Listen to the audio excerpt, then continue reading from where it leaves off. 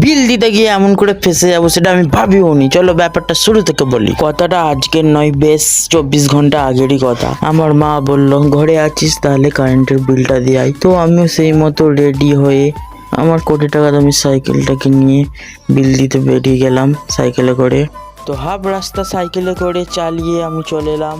তখনই আমার সামনে একটা বড় সড়ো পুকুর দেখলাম। তো এখন আমি সাইকেল চালিয়ে যাই।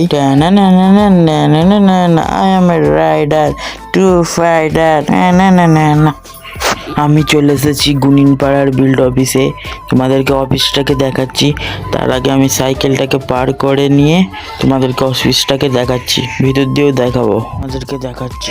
দেখে তো আমি অবাক হয়ে গেলাম যে শালা আজকে অফিসই বন্ধ। আমার এত দূর দিয়ে আসাই বৃথা গেল। তো এইটাই আমার এত বড় সমস্যা হয়ে গেছিল, এই কারণে আমি ফেসে গেছিলাম। আর কি করা যাবে, আমি এখন বাড়ি যাই, ফের কালকে আসতে হবে। চ্যানেলটাকে একটু সাপোর্ট করো, ভিডিও তো দেখছো, চ্যানেলটাকে একটু